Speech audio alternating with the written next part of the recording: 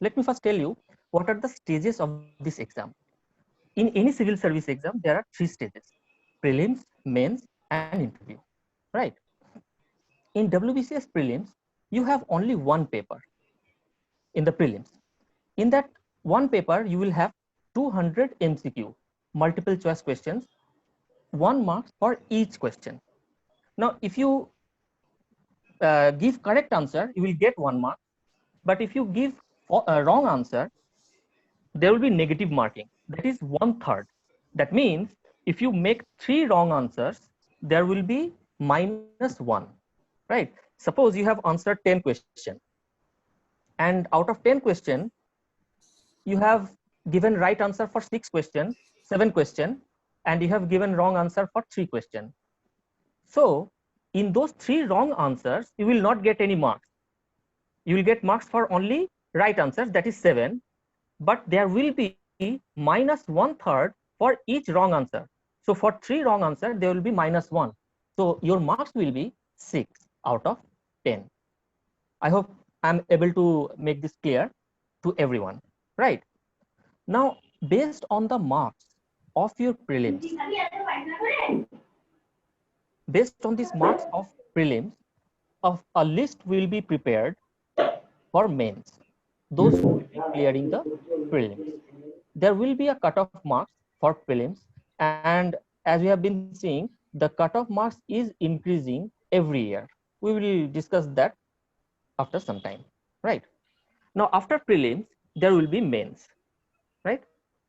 In mains, there is a division. Now, see, in WBCS exam, in WBCS, this entire process, there are 4 groups. There are mainly 12, 13, 14 services in this entire WBCS. So all these 12 or 13 or 14 services has been categorized into 4 groups. That is Group A, Group B, Group C, and Group D. Right? Now, Group A and B is a bit more important or bit more prestigious than Group C and D.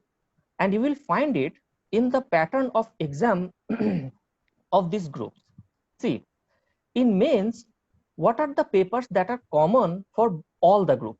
That means if you are writing for Group A, B, C, or D, whatever group you are writing the exam for, these papers are common for everyone. That is English, that is a language paper, and Indian language, that is there is Bengali, Hindi, Nepali, like this. Indian languages paper, that one is compulsory. Then GS paper 1. In GS paper 1, there will be some subjects, some of the GS subject like history, geography, like this. GS2, current affairs and all. These topics will be there in GS2, GS3, and GS4. GS4 paper will be mainly based on mathematics and aptitude. So in WBCS, the aptitude and mathematics is a very important important part. Now, each of these papers carry 200 marks, right? Now, out of these 4 papers, GS1, GS2, GS3, and GS4, these four papers, you will have MCQ question. In prelims also, you have MCQ question. In mains also, GS1, GS2, GS3, GS4, there will be MCQ questions. That means there will be 200 questions. Each question carry 1 marks, and there will be negative marking of 1/3 for each wrong answer. But English and Indian language, that will be descriptive subject. That will not be MCQ question. But all the marks carry, all the subjects papers, sorry, carry equal marks, that is 200, right? Now there will be an optional, but the optional subject is not for Group C and D. Only those who are writing exam for Group A and B only, the optional subject is for only Group A and B. Now suppose you when you will fill up the form, you will have this option, right? Which service you want to appear for. There these 4 boxes will be there in your application form, Group A, Group B, Group C, Group D. You can tick either 2 or 1 or all of these 4. You can tick Group A, Group B, Group C, and Group D, all of them, right? Now, as you have already ticked group A and B, so you will have to appear for optional. Now, suppose you have ticked all these four services, four groups, but you fail to appear for optional paper. But you have already appeared in English, Indian language, GS1, GS2, GS3, and GS4. So your application for group A and B will only be cancelled. Your group C and D application will not be cancelled. That will still be checked, right? So group A, for group A and B, you will have to take one optional subject, right? There is a list of optional subjects like anthropology, history, geography, like this. You have a list in the WBCS website, you will find it. Out of this list, you have to take one optional subject, and there will be two papers in that optional subject. That optional subject, both these papers carry 200 marks, but that will be subjective, that is descriptive. Optional paper will not be MCQ questions, right? Okay. Now, when your mains gets over, marks will be calculated, and based on the marks, a list will be prepared for interview. Now, the list for group A and B and the list for group C and D are prepared separately. First, the list for group A and B comes, and after few months, it may reduce sometimes, may increase or reduce sometimes, but after few months, the list for group C and D will come, right? Based on your marks, if you clear the cutoff of that particular service, of that particular group, you will be selected for interview. And in interview, again 200 marks, where you have to appear before the PCS and you have to answer the questions verbally, right? Am I totally clear to everyone? Does anyone have any question? All the students out here, any doubt till now, anything you can send me, through your chat, or you can raise your hand, or anything if you have. You just wait for, few seconds, and then we would move ahead. Any doubt? Hello, Yeah. sir. Yes. Yeah. So the interview mark does not same for ABCD group. Interview marks comes for ABCD group. Suppose you have appeared for A and B, right? Now, when you have written your mains, your all the papers will be checked: English, Indian language, GS1, GS2, GS3, GS4, and your two optional, right? A list will be prepared for only group A and B, right? And you have got your name in that list, right? So you will appear for the interview for group A and B only. Now, suppose you have ticked all the four groups A, B, C, D, but you have failed to clear the list for group A and B. Still, your marks will be checked whether you have cleared the cutoff for group C and D. So again, if you have failed to clear group A and B, your name will not be there. But if you have succeeded to clear group C and D, your name will be there in that list. And for group C and D, again you will have to appear for interview. The interview marks for group A and B and the interview marks for group C and D are different. Am I clear? Yes, sir. Any more questions? No. Okay. I have one question. Yes, please.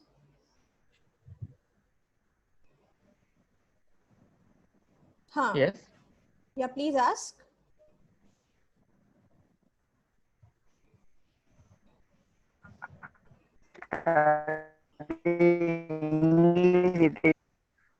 Your voice is not clear. Huh? You can write in the chat box also. Sir, currently I study in English literature. Can I change I'm not at all able to get you. Currently in literature, this is what I heard. Okay. So can I change? Are you asking about optional? This is what I heard. That he's asking something about literature. That is his specialization.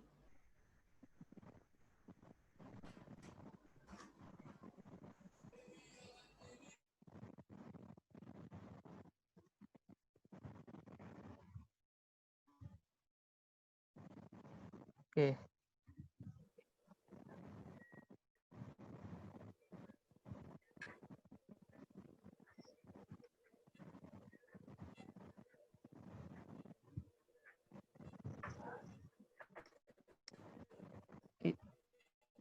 Shall I move ahead?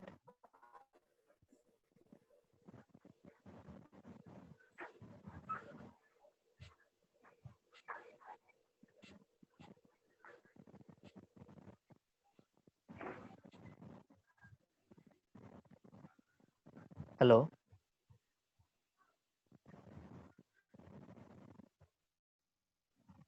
Hello. Yes, sir. Yes. Shall I move ahead? Yeah, yeah. Yes, sir. Go ahead, sir. Okay. Okay. Now, if you see the cutoff, now here I have given the cutoff only for unreserved category. For the reserved categories, the marks will be a bit less, right? Whatever the marks that has been written that you are seeing on the screen. In 2018, the cutoff was 97, almost 97 point something, right? In 2019, the cutoff went to 105, and in 2020, the cutoff, as you already know, the cutoff was pretty high. That was 127 out of 200, right? Now, there is a reason why this cutoff has been increasing every year, and why this year in 2020 the cutoff has been so high. I'll show you an figure.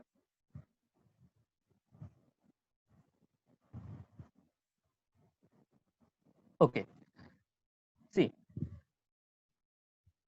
every year the vacancy for WBCS remains from 300. Okay, forget, I can. Every year the vacancy for WBCS remains 300 to 400, right? In 2018 and 2019, although the vacancies were only for 300 and 400, the number of students that cleared the preliminary exam was almost 11,000 to 12,000, right? So a very good high number of students cleared the preliminary exam. That is why the cutoff was so low. But this year in 2020, they have fixed a benchmark for clearing the preliminary exam, and they have mentioned that from now on, PCS has declared that from now on, the number of students who will clear the preliminary exam will exactly be 10 times of the total number of vacancy. That means this year, where the number of vacancy was 450, the only 4,500 students have cleared the preliminary exam. So you can understand, and the PCS has declared it from now on in next year also, and then next year also, they will be following this method. Sir, 1 I'd is to like 10. you to hold a second. Okay. Yeah. There's someone with the name Vivo1904 who has logged in. Okay, his mic is on. Okay, that's creating a lot of disturbance. So can you please, mute your mic? Vivo1904. I have even texted the student, but I think he's not, able to check that. So please mute your mic. Okay, sir. Now you continue. Okay. So I think I have been clear, right? So they have declared it already. So you can expect from now on, the cutoff is going to be a bit high, right? And you cannot, you should not expect that this year suddenly the cutoff marks has got to 127, next year it will reduce to 105 or 97. This is very unlikely to happen. It may be 120. From 127 निकाल दे कहीं it may get into वो तो नहीं 120, है but it will not never be 105, because if they follow this procedure, if they follow this 1:10 ratio, the cutoff is going to be high. Now, as you know, there will be negative marking. You can understand that to score 127 or 130, that is going to be a safest place to be to clear the preliminary exam. To score 130, you need to at least attempt 160 to 180 questions out of 200, and that has been very much a prerequisite for clearing the preliminary exam for WBCS. There was a time when students used to attempt 140, 150 questions and they used to clear the prelims, and in mains they used to write the mains. But that has no more remained the condition, circumstances. You have to be prepared to attempt at least 160 and as much as you can go, 180, 185, 188, like this. And for that, you have to get your entire concept for WBCS exam or the entire syllabus very clear. There will be many people in your locality or the people you talk to. There will be a lot of people who is there to misguide you. They will tell you just read the Lucent or read some book, GK book, and you will clear the prelims. Right? Read the books for SSC and banking, you will clear the prelims. This kind of opinion, this kind of notions are still there, no doubt. But don't be misguided with these talks, because that has not remained the condition anymore. It was a condition 5 to 6 years ago. Today, the condition is very different. And the condition is that you have to prepare very well. Your entire concept for the subject needs to be very clear. Because, if you think, I'm talking about history because I am expert in history, I can talk about history. Your history, we will discuss the syllabus of history. You will see the syllabus of history is very huge. But history is a very, very important subject, right? For example, you can see on the screen the entire syllabus of history. You have to study ancient history, you have to study medieval Indian history, and you have to study modern Indian history, entire Indian history mostly. Now, in modern Indian history, there has been, if you look at the syllabus, there has been a special emphasis on Indian national movement. Although the part Indian national movement comes under modern Indian history, but they have given a special emphasis on that particular topic. And modern Indian history is between 1857 to 1947, the history between this almost 100 years. Now, if you see the question pattern, how many questions comes from each subject, if you talk about here preliminary exam, there are 200 questions in preliminary exam, right? Now, out of 200 questions, 50 questions comes from history. That is, 1/4 of your entire preliminary exam is covered only with one subject, that is history. Out of these 50 questions, you can very well expect 25 to 30 questions from modern Indian history only. And rest 20 to 25 questions from ancient Indian history and medieval Indian history. Now, if you think that there are so many data in history, you will jot down all the data that is available to you in history, and you will just mug it up. That is never going to work. You cannot possibly remember all the facts, all the data that will be there available to you until and unless your concept is clear. once your concept is clear, the remembering the data will be very easy. Right? বুঝতে পারছো সবাই?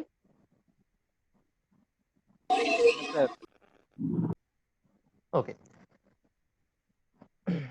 So that is the thing.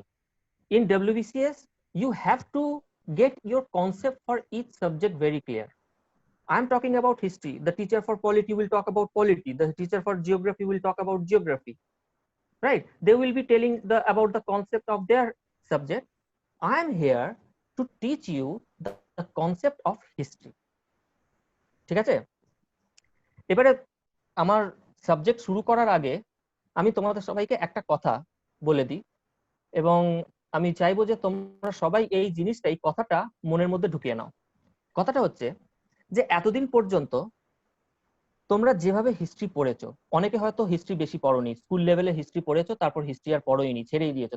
তোমরা হয়তো science background থেকে আছো, কেউ হয়তো commerce background থেকে আছো, কেউ আর্টস ব্যাকগ্রাউন্ড থেকে আছো। ঠিক আছে?